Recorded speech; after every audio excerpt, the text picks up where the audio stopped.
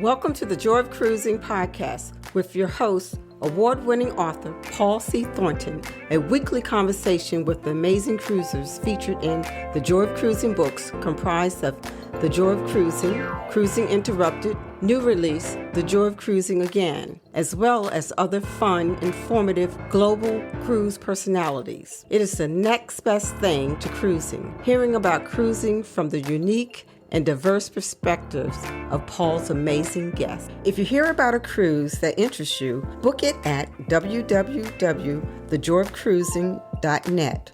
It helps support the channel through our partnership with Where's Walters Travel. We really appreciate your feedback, so leave us a text. Paul can't reply, but he may read your text on air.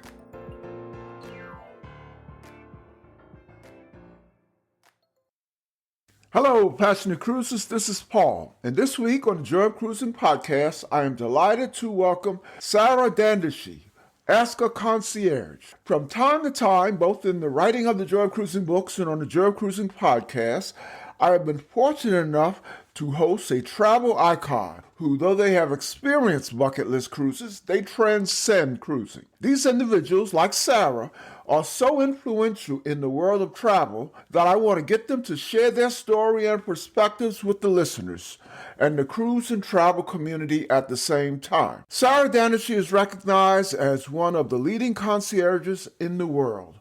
People seek her out for her travel tips, advice, and knowledge of trends from the front lines of travel. Award-winning, she was named the best young concierge by Le Clef's Door International, making her the Miss Universe equivalent of the concierge profession. Sarah has worked at some of the most prestigious hotels, including the London West Hollywood, Four Seasons, Washington, D.C., L'Hermitage, Beverly Hills, and the Peninsula, Beverly Hills. A graduate of Georgetown University School of Foreign Service, Sarah has lived in Jeddah, Saudi Arabia, London, England, Atlanta, Georgia, Washington, D.C., New York City, and now Los Angeles. She has traveled throughout Europe, Middle East, and the U.S. Conversational in French and basic knowledge of Arabic, she can comfortably navigate the streets of Paris and bust out some solid dance moves she learned on the streets of Atlanta.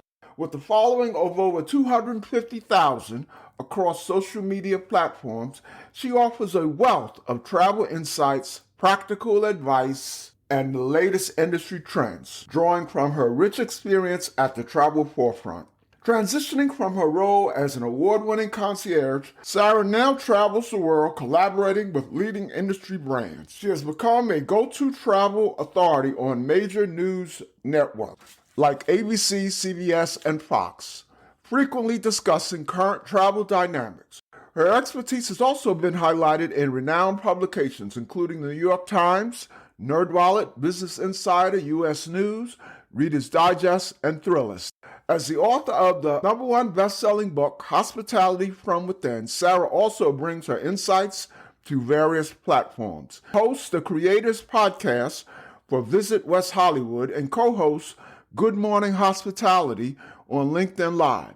Whether you're seeking practical travel tips or insights into the latest trends, Sarah's work continues to inspire travelers worldwide. Welcome, Sarah, to the Joy of Cruising podcast. Thank you so much for having me. So how you doing? Doing great. Doing great. Good.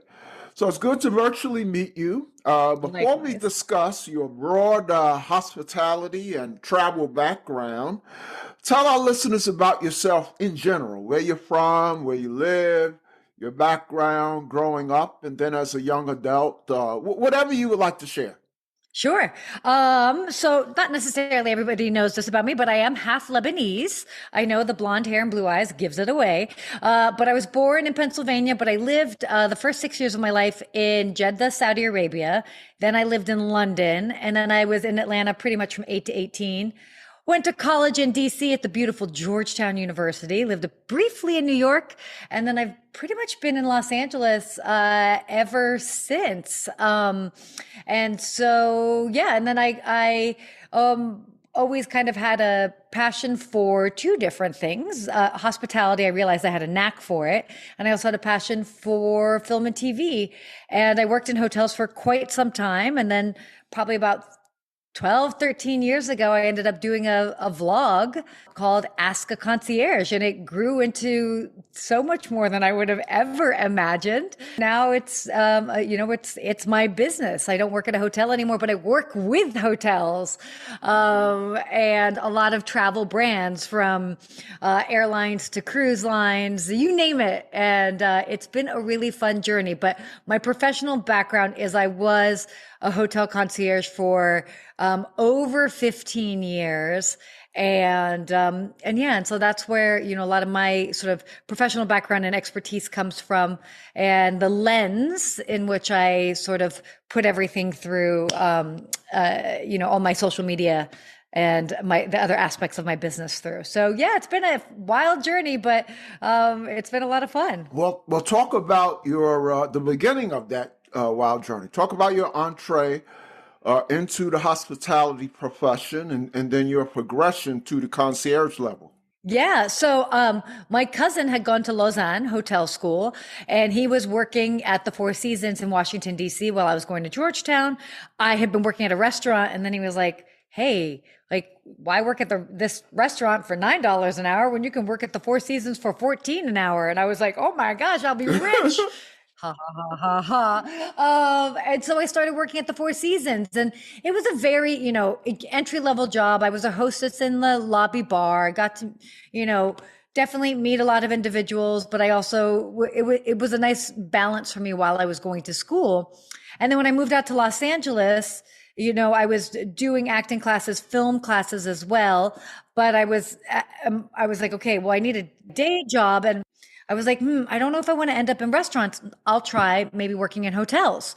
So I applied for a job as like a cocktail server. I had more F&B experience at that point. And the general manager said, I think you'd make a great concierge. And I'm like, I just moved to LA. I don't know much about the city, but I can learn it. He's like, yeah, you'll be fine. And then that's kind of what started my career as a concierge. Fell right into 5-star, 5-diamond. This was at the L'Hermitage Beverly Hills, and then moved on to the Peninsula Beverly Hills. Took a little bit of a breather, and then ultimately found myself at the London West Hollywood, where I was for many years. And one of the main reasons why is that they kind of gave me the breathing room to develop and grow my own brand while I was there.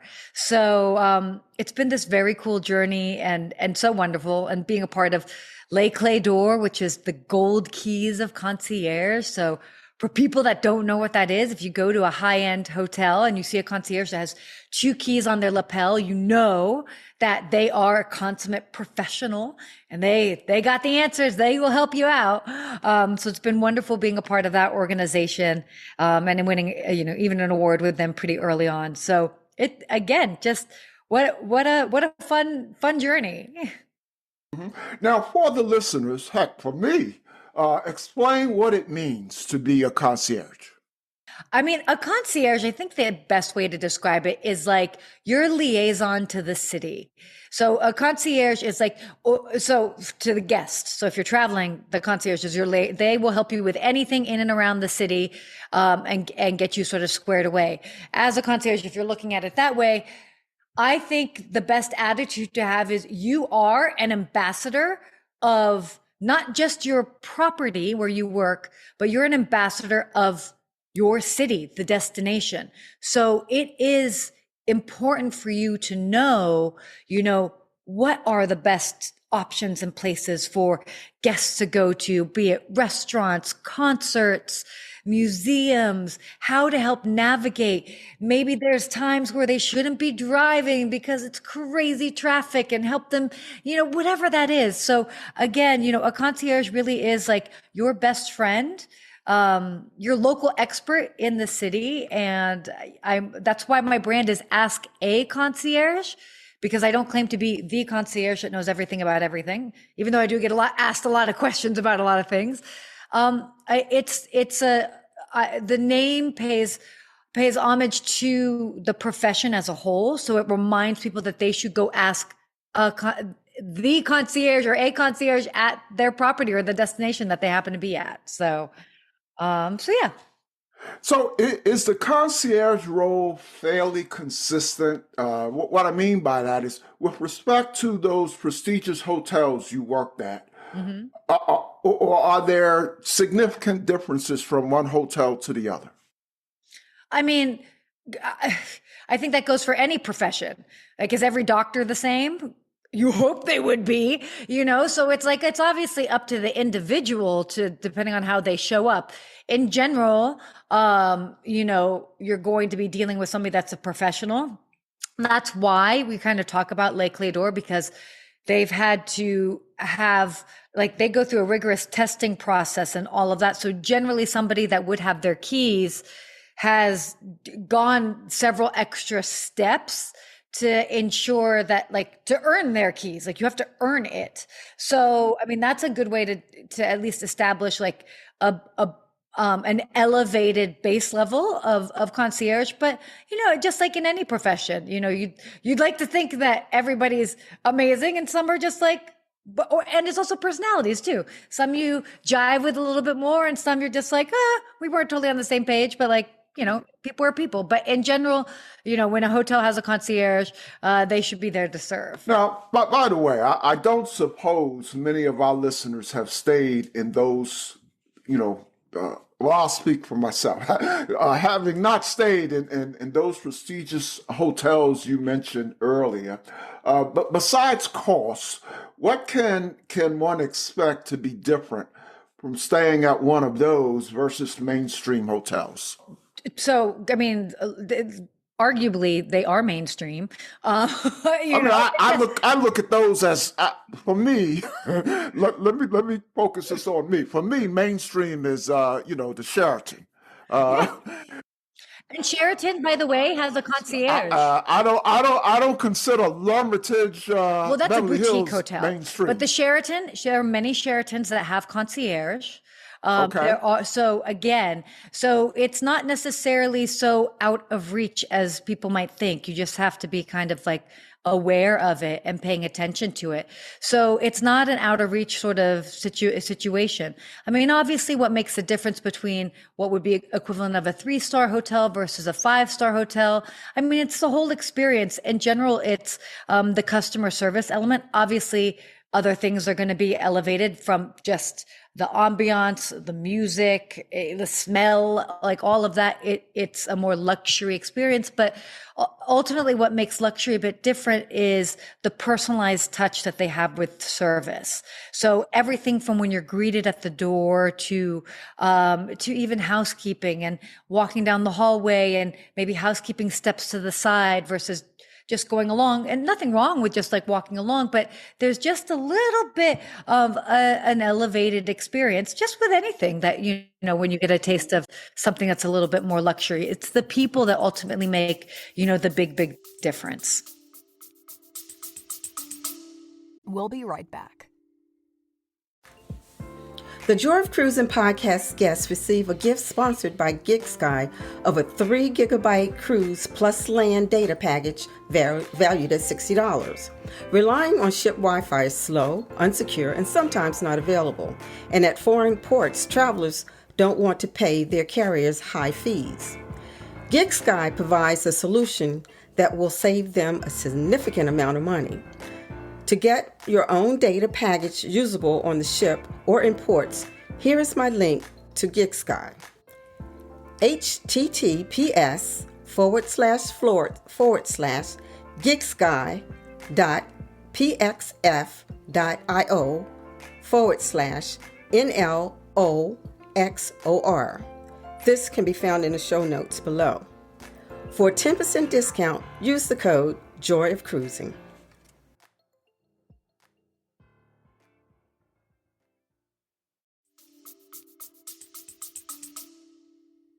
I would suspect that concierges occasionally receive some odd requests. Is that fair to say? Yeah. What's the most challenging one that you were able to accommodate? Well, so I will say this. So when it comes to concierge, it's like you can pretty much ask anything so long as it's legal and moral. So we put that out there.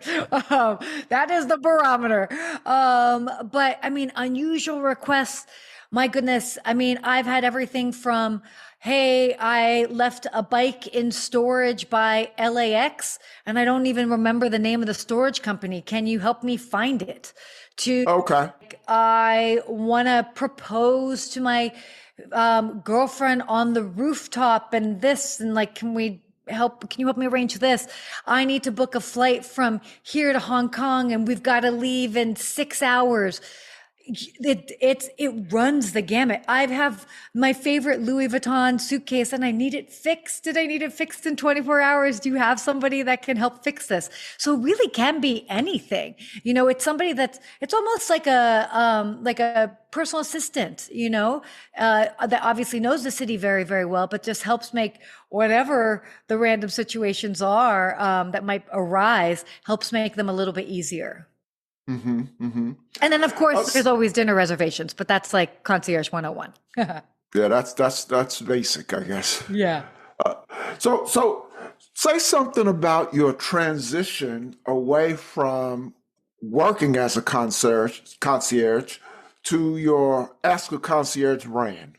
Well, I mean, in full transparency, and I've said this, many, many times, is that, I was very much building my brand while I was working at a hotel. And for quite some time, I overlapped. So, I think a lot of people, when they build their sort of side hustle, they're like trying to leave their day job like within months. And sometimes you can do that and sometimes you can't. And I mean, I pretty much was doing them at the same time for at least 7 years. Oh, wow. Okay. So because, arguably maybe I could have left sooner or this or that, but I wanted to be sure. I don't, I live in Los Angeles. I want to, make sure that like having my own business was the move. And it definitely was the move. Again, I could have left sooner, but again, when you're building something like that, you just need to just do it when you're comfortable. Mm-hmm, and so they were very much built at the same time. And then, with time, again, the luxury of working in a hotel is you kind of work shifts, so maybe like at the beginning, I was obviously working 5 days a week and then I tapered off a bit and I might work 3 days a week. And then I tapered off a little bit more and a little bit more. And then when I was like, look, I'm really only working 1-2 days a week. It's not that big of a deal. You can do this on your own. So I had training wheels. But good. But that's kind of how the transition went. Mm-hmm, mm-hmm. Let's shift gears a little bit and talk about cruising. Yeah, love it. So let's talk about your cruising background. When and what ship was your very first cruise? I think, okay, so it's interesting. My very first cruise, funny enough, I don't think it was even that long ago. I think it was in 2016, oddly enough. And I was on a Norwegian cruise ship. I don't remember the name of that one, but I was doing a thing called Summit at Sea, which is basically like a conference on a cruise ship. And it was amazing. We had a lot of like bright minds. It was like TED Talks on a cruise ship. So it was a very interesting introduction, to being on a cruise ship, but I loved it. And then honestly, shortly thereafter, I started working with a lot of different cruise brands from Norwegian to Celebrity Cruises, Azamara. I've done, oh goodness, Virgin. I've done a lot of different of the cruise lines, but it's been cool. It's been fun. So on that summit, were you a guest speaker or just in the audience? Was it just in the audience. So yeah, just in the audience. Hospitality related?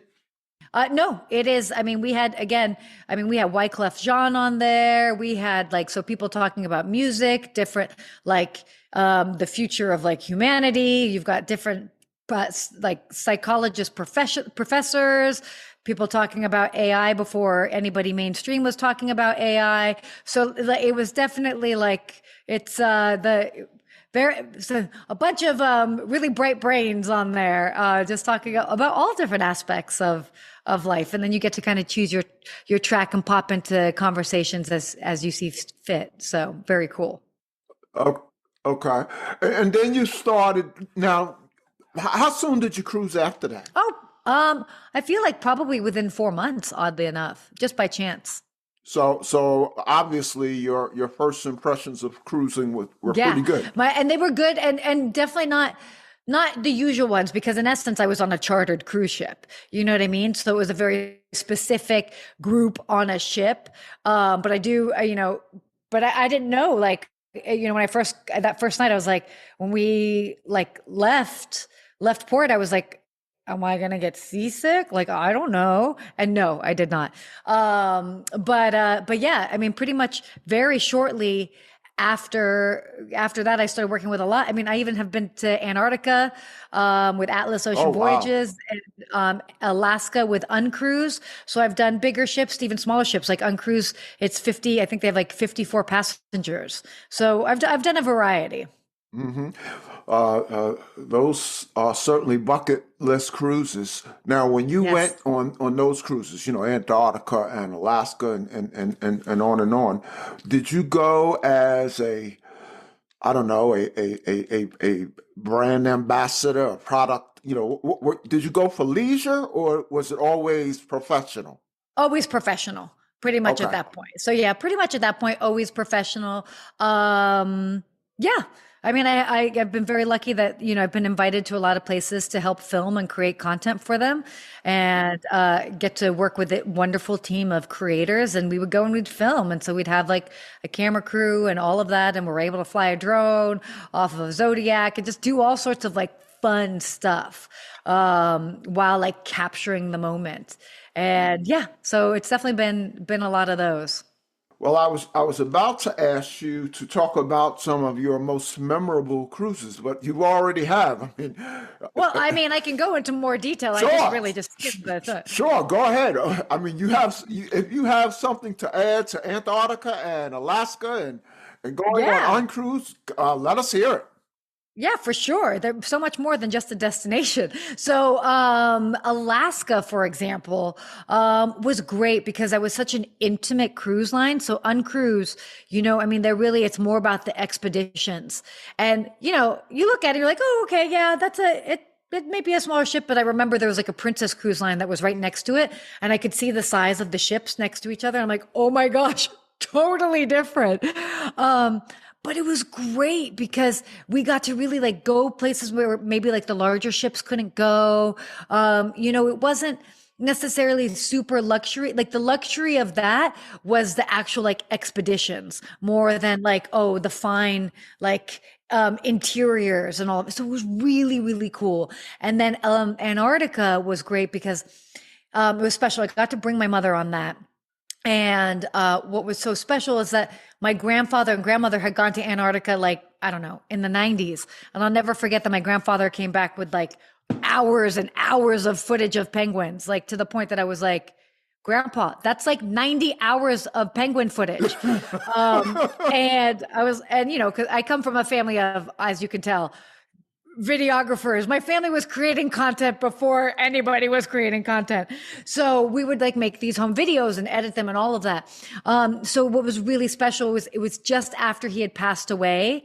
Like literally, it was probably a month after he passed away, and this Antarctica trip was happening, and I was able to bring my mom, and it was just a nice special moment that we were able to have, just because we knew how much that trip meant to my grandfather. And then for us to have that experience together was so cool. But we did the polar plunge there, also did the polar plunge in Alaska. And, it was so cool. It was so great seeing my mom come to life with it, because she loves nature. She loves learning about all these things, that you go to the lectures. And at one point, like, I don't know, I think we were doing different things. And then I come out like on a skiff because I'm going to go, I don't know, go check out some penguins. And I see like my mom go by like on like a little Zodiac with like one of the other guides just by herself. And I'm like, she's living her best life. She's getting a private guide, like learning all about like with sea leopards and whatever's in the water, which I'm like, I don't totally have that much interest in, but it was so cool seeing her really into it. And again, to just like have that shared experience and have that moment was so awesome. Now, So, let me ask you, did your mom do the polar plunge? yes, she did. Yes, Wow. she did. And she hates cold, for the record. She hates cold. And that was so cool. I was like, will you do it? And I think I have the best video of it that I need to share because I'm recording her and then she comes out. She's just like, oh my gosh, oh my gosh. And I'm laughing so hard that my video is shaking up and down because I'm just laughing like the little, the bratty child I am. But it was so heartwarming to be like, I'm like, look at you going outside your comfort zone. Like, that's awesome. So love these experiences. Wow. Just an aside, since I've been podcasting, content create, whatever you call what I do, I think all the time. I probably once every couple of weeks. My dad passed a few years ago, and he never cruised, and I think so much about cruising with him. Yeah. What it would have been like. So that's wonderful that you got to experience that with your mom. Yeah, it's so cool. What's the latest cruise you've been on? Oh, you were going to tell me before you answer that. You have any other great stories like that? I mean, those are kind of like the standouts. I'm just, I mean, again, like Alaska with Uncruise was amazing. We did that polar plunge there. That was my first cruise where I was really like off the grid for a week. And for anybody that knows me, I'm pretty connected to the world at all times. And so I remember they're like, okay, you might not have reception for 7 days. I was like, 7 days? What? And then by the end, I was like, I'll go for another 7. Like, the world is just fine. It'll be fine when I get back to it, like at any point. But I think that was also really cool because all too often, I know a lot of people are like really concerned with staying connected while they're cruising. And sometimes you have to be, sometimes you're working. I get it. I have to be that way at times too.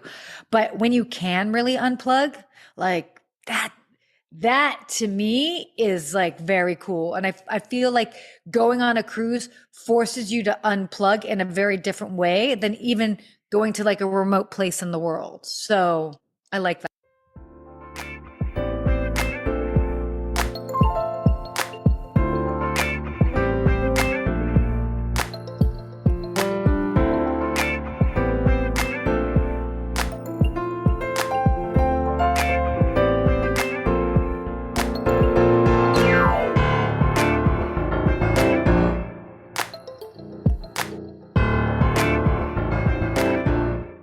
Well, I'll tell you, sir. An expedition cruise is on my bucket list. But being unplugged for 7 days, I don't know. I often joke, if I have to disconnect on a cruise, I jump overboard. I'm an information junkie, Yeah. and plus, with what I do, like you, not to that extent, but what I do, I need to be connected. That's something I haven't been able to do yet. Is to disconnect. The world keeps turning. And it's okay. And you come back a couple days later, a little bit more rejuvenated, and like it's all right. Yeah, and I'm definitely like a connection sort of junkie. I work a lot, but it was a really great reminder that like everything's fine. Like nothing's gonna burn down, and if it is gonna burn down, somebody else is gonna fix it. Yep, Like it's okay, So yeah, that I highly recommend trying to do that. And if you can't quite do it for 7, try 3 at first, something, but it's worth it. Yep. What's your most recent cruise? Oh, totally different type of cruise. I was just recently on the new Margaritaville at Sea Islander that went out of Tampa. So I was on the inaugural cruise for that. We went to Cozumel, spent a little bit of a day there, and that was fun. Again, it's like a totally different brand. And what I really like about the Margaritaville brand is that like they really just lean into like the spirit of Margaritaville. So it's like it's all about music. It's about having fun. So many different generations of people on there, different styles of music. And again, like it's a totally different experience than say being like on a celebrity cruise, but I definitely, we enjoyed it a lot. Yeah, I used to live in Florida up until about 2.5, 3 years ago. And, I tell people all the time, if I still lived in Florida, I would go on Margaritaville all the time. Yeah. And plus, I'm a veteran, and I think they have some kind of deal for Oh, they veterans might. Yeah. where it's almost free. So You're like, I might as well. yeah. So a lot of people kind of dog Margaritaville at sea, but I know I would try it if I could. I Well, won't. they've I won't fly to Miami to get on a cruise at Margaritaville at sea. But I know if I still lived there, I would do it all the time. Yeah. Well, keep in mind they have two. So the Islander's different. So the Islander's out of Tampa, Tampa, okay. and then Paradise, I think, was the name of the other one that was out of West Palm Beach. Okay. West So Palm. they are the Islander, the new one. For those that might have either been on the original or had seen it, this second one, this most recent one, is a far more elevated experience. Okay. So recommend it. Let's talk about Ask a Concierge, the brand. So you've Sure. kind of alluded to it several times. We'll talk about it.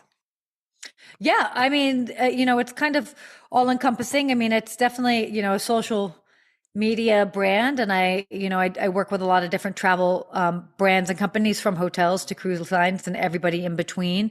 We create travel content. I also do a lot of spokesperson work. So a lot of these brands will actually hire me to kind of talk about travel trends on TV, as well as like the new things that they're doing, which is really exciting. I host a couple podcasts, but it's been this really fun brand. And then I do have an aspect of my business that I don't talk about so much. I mean, it's an open part of my business, but I don't talk about it on social media. But I do private, high level concierge work for ultra high net worth individuals. So just obviously with my background as being a concierge, I always say, "What's a concierge?" Always a concierge. And I've got a couple of really select clients that are awesome and like to do fun things around the world. And I've known them over the years, and we just it's fun because I get to help them plan their travels or do whatever they're looking to do in their lives. And that's a fun little side aspect of my business as well that keeps me very busy. So it's cool. It's cool. That's fun, like in front of the camera and then behind the scenes. That sounds interesting. So is that analogous to say like a private chef? I mean, is that like one-on-one concierge service? Yeah, definitely. Yeah. I work one-on-one with like clients and their families. And so Okay. like, they come to me and they're like, okay, hey, we want to go here. Can we start like planning out a trip? Or sometimes it's also just like, hey, we're going to be here. Can you help us find XYZ? We want to do a private yacht charter or this or that. I want to go fishing, whatever it is. Help them with that. So yeah. So is it cruising as well as land travel? Is it whatever the client wants? Whatever they want. Yeah, whatever they want. Generally, the type of clients that I have normally rent out yachts as opposed to cruising. But yeah. Excuse me. If they wanted to go cruising, I would totally help them with that. So now you are a multimedia personality, television, publications. I'm sure you've been a guest on many podcasts. So talk about that. Yeah, I mean, I've written a book, Hospitality from Within. I have two podcasts. I'm the host of the podcast for Visit West Hollywood. So the Tourism Board of West Hollywood has a podcast. I am their host. I also That's host the the show. Creators podcast, right? Correct. That's the Creators I didn't know podcast. you had another. What's the other? Good Morning Hospitality. And that's a live show that we do every Wednesday morning. And it's a hospitality podcast. And we basically break down what's happening in the world of hotels and travel. 30-minute live show that we do. And yeah, and so that's a lot of fun as well. And then do regular TV appearances on CBS, NBC, you name it. Yeah, speak because I wrote a book, Hospitality from Within. I speak at a lot of different conferences, or hotels have me come out and do some like service training or at least like motivational speaking in the service realm. So very exciting stuff. So that hospitality podcast, is that the one that you do on LinkedIn Live? Yeah. So it does Okay. push out on LinkedIn, but it does live on Spotify and and Apple Podcasts. But Okay. yes, I also do it on LinkedIn. Okay, I did mention that in the in the introduction. So Yeah. so talk about your best-selling new book, Hospitality from Within. I know it's pretty new because I remember When it when came, you were yeah. talking about it coming out. Yeah. Well, I mean, it's probably like, oh gosh, where are we at? We're probably 2 years into it now. Hospitality from Within. I love it. I know. Well, I'm writing a second book, so that's why it's I don't keep my books just like all around me, but I'm working on the second book, so that's why I kind of have it close to me here while I work on my office. Now for the listeners, Sarah is holding up her book. Of course, this is an audio podcast only, Yeah. but she's holding up her book. So first, say a little bit about your book, and then tell our listeners how they can get their hands on it. Yeah. So hospitality from within, I kind of, as we all did, slow down during the pandemic. I finally was slowing down, not traveling as much. And so I knew I wanted to write a book. And so this was sort of kind of after I had left working in hotels and kind of wanting to put together all the lessons I've learned from my years of working in hotels. And then not only my lessons, but I have quotes in there from other hospitality professionals, CEOs, execs. And then in the back, I've got some wonderful concierge stories from other concierge from around the world. And what I love about that is that, obviously you learn a lot of, hospitality or service lessons, which by the way, apply to every industry. Any business that you have there is a service component to that business, and you can learn lessons from this book. But the big takeaway is that hospitality is universal. It's how you make people feel. And so whether you are in Germany or whether you are in Japan or Australia or India or Sri Lanka, whatever it is, it's all about how you're like making guests feel. And so it's so cool to see that come to life through the stories of many concierge colleagues and friends of mine around the world. And it really was a special book to put together. And so that's and you can get it on Amazon. So you don't have to be a hospitality professional to benefit from reading this book. It no, really not talks at about all. service. You could be a CPA and there's an element of your business that you're like, how can I maybe have like a little bit more of like an elevated like way that I interact with my clients? Whatever it is, everybody can learn from it. You can have a gas station. Everybody can All right. learn. Well, there you go, listeners. It's available at Amazon. Did you say you're working on another book? I am working on Too another soon book. to ask? Give us a preview. Too soon to ask, but yeah, I'll probably be sharing a little bit more maybe in the next 6 months. So we're kind of yeah. But we're just know that there's Well, one in the works. best wishes with that. How can listeners follow you on social media? Super easy to follow me on social media. It's Ask a Concierge, pretty much across the board. So Instagram, super active there. Facebook, Twitter, X, whatever you want to call it. And then you can connect with me on LinkedIn, very active there as well, which is basically with my name, Sarah Dandashy. And then my website, askaconcierge.tv. So pretty simple, but nice. All right. Let's talk a little bit about the future. What do you have booked? In terms of leisure travel, I know you probably have tons ahead of you in terms of professional obligations, or do you do any leisure travel? So because my schedule is so crazy with normal travel or like work travel, and to give you an idea, I mean, in a year I can probably do like 50 work trips. Oh, wow. That's a lot of trips. Yeah. And they're all different lengths. Sometimes they're longer, sometimes they're shorter, but that's a lot of work trips. So when it comes to leisure travel, I don't necessarily have too much time for it. And so I try to focus a lot of that on doing things with family. So my grandmother, for example, just turned 95 last week. And so I've been taking a lot of extra time to go spend time with her at 95. It's really special to have that time. That to me is meaningful.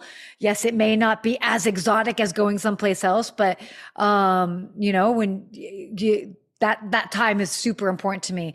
But I did make a promise to myself this year, more leisure trips. So I already went to Costa Rica with my cousin who was celebrating her 40th, which was exciting. And then coming up, I'm also going back to visit family yet again. We've got a fun wedding. And, but then I have other exciting trips or work trips that I mean, yes, it's work, but it's also cool. Like I'm getting to go to Turks and Caicos, and then I'll be going up to Vancouver, and then I'll be doing a whole trip around Southeast Asia. I'm going to be going to 6 countries there. So to get to be able to say that I get to do that for work, I pinch myself every time, and I do not take it for granted. That's why when I do have a little bit of downtime, I really just try to focus on family, because I am so lucky that I get to visit all of these other places that, when I'm home, to me, it's all about what really matters. And that's family, and like having that time to be with like those that are closest to you. Mm-hmm.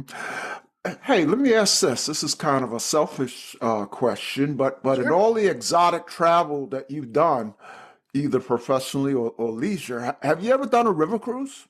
Oh, no, I have not done a river cruise. Okay. I okay. am dying to, but that is definitely on my list. Well, I've got something on you, Sarah. The reason I asked that question is my next cruise is a river cruise in like 2 weeks. So Oh my gosh, you must be so excited. oh yeah, oh yeah. I keep walking past my suitcases, wanting to add something to it, wanting to do thinking that somehow will make the time come faster or flow by Wait a faster. second, you pack that far in advance? For a river cruise, yes. Now my wife looks at me like I'm crazy, but I just can't wait. I can't wait. You know what? There's nothing wrong with that. The one thing that's so wonderful about travel, and be it cruising or however you might be traveling, it's like, it's also the excitement leading up to the trip. And so if you want to like fully embrace that 2 weeks to pack before you go for it. I love that. Love it. Now, someone like you who has seen so much of the world, do you even have a bucket list? Is there It's someplace funny. you want to go that you haven't been to?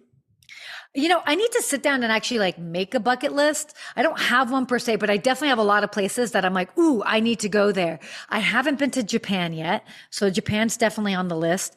Oddly enough, my last continent, and this is really odd because I lived on the Red Sea as a child. I've been to Antarctica, and I have not been to Africa, anywhere in Africa. So whether it's Morocco, Egypt, potentially even Tanzania, I don't know, but like that's high on the list, like anywhere there. So I can just, not even to say that I've been to every continent in the world. I don't care about that. I just like culturally speaking, and there's so many obviously cultures within that whole continent. So, that would be super cool. So those are kind of like the high destinations on the list. But if I haven't been there before, I'm always like, yes, why not? Because, and I go in with like little to no expectations, and I just take it for what it is, because every place has something to offer. And so, I don't know. We'll see. We're putting this out there since you're asking me. Maybe I'll end up there. There you go. Hey, one question I always ask world travelers like yourself, just because it's kind of fun to hear the answers. What's the most exotic dish you have had in your travels? Oh man, exotic dish? Oh, okay, I'll say this. This was when I was super young. I was like, I think I was 15. I did a study abroad program in Australia, and they had me eat kangaroo. Okay. That's unusual. That's pretty exotic. That's pretty exotic. I don't eat meat now, so it's hard to like trump that. But yeah, I mean, kangaroo. I barely even remember what it tasted like, but I survived clearly. Well, like I said, I always ask that of confirmed world travelers, and I have heard some really interesting responses. Weird things, I'm monkey sure. brains. No. Yeah. No, I know it's out there, but I would have a hard time handling that. Well, be prepared when you do get to go to Africa, because some of the most exotic things I've heard have come from travelers who've been to Africa. Love it. Well, I mean, again, all about that Yep, experience. yep. Well, one other question from in terms of your Yeah. profession. Any thoughts about Mhm. the future of travel and cruising you want to leave us with? I mean, it's only going to get bigger and better and bolder. And so, it's just an exciting time with travel because big companies are just doing more unusual things. We're seeing this with cruise lines. We're seeing it with destinations. And so figure out a way to plan ahead for your trips, whether you join loyalty and rewards programs, whether you get different credit cards and you become, you obviously spend it smart, be smart about it, but whether you rack up points that you can redeem for trips, don't push off a trip just to be like, oh, I'll do it later. Figure out how to plan it sooner than later, because it's always rewarding, always, and always worth it. Thank you. Well, Sarah, I know how busy you. Well, I think I know how busy you are, and we appreciate you taking time out of your busy schedule My to God. chat with us. But before we let you go, I like to close with Sure. a couple of light or fun questions. Sure. And Let's then do it. perhaps an oddball question. And I say oddball only in that it doesn't directly relate to travel and cruising. So the first question's an easy Okay. one, really, so I can get some ideas for my travels. Uh, what's what's your Okay. favorite travel or cruise drink and travel or cruise food? Ooh, ooh. Favorite travel or cruise drink? I mean, I'm pretty simple. I just like to go with some sort of margarita Okay. in general. But I also love just having a bartender. I'm like, you make something for me. Make it either tequila based or vodka based. Okay. Surprise me. So I'm definitely a fan of that. And as far as food, um, so I'm pretty health conscious, but I love fruit. So I want to try all of the fresh fruit and just I mean, to me, there's nothing more exciting than kind of going to a local market and just getting some of that local produce. I mean, it just tastes different than here and at home. So I know it's kind of weird and random, but I feel like that's a good way to literally get a taste of the land. Okay. Second question. What's your most memorable or funniest or even most embarrassing cruise or travel experience? Ooh, let's see, Uh, my gosh. I think, so this is actually funny. This was when I was younger. So I had mentioned before how I had gone to Australia when I was younger, 15. Um, and I had traveled back, and I'd been on planes and all of that, even as a 15-year-old. And I was doing a shorter flight. I had already come back to the States. I was doing a shorter flight from Atlanta to Allentown. So it's a 2-hour flight. And I get up to use the restroom and it's all of a sudden the turbulence gets crazy. It gets totally crazy. And it's okay, gotta go, gotta finish, we're okay. And then I go to open the door and with the turbulence, I almost fall out and into the arms of a flight attendant. Now, mind you, I'm a 15-year-old girl too. And this guy catches me and I just look up at him and he was like, you should probably get back to your seat, young lady. And I'm like, I'm a traveler, sir. And I was trying to play it off I was I travel all the time. That was just, but I was so embarrassed. And I remember going back to my seat being oh my gosh, I literally just fell out of the lavatory on an airplane into the arms of a flight attendant. This is insane. So, yeah, there's always a fun moment. Good. The oddball question. You have a huge following, and welcome to the many Sarah Dandashy fans and friends who might be listening. We hope you have enjoyed what you have heard on the Joy of Cruising podcast, and we'll come back and listen to other episodes. Share one thing, Sarah, that my listeners and your friends and fans don't know about Sarah. My go-to karaoke song. You ready for it? It's Sure am. it's Shoop, What a Man. So the song Shoop by Salt and Pepper Salt and Pepper, yeah. is my go-to karaoke song. And I know every single word to that song. There you go. There you go, Sarah's fans and friends. There you go. So when we're on a cruise and they have karaoke, make sure I go up there because I will totally do I'll just shoop it out.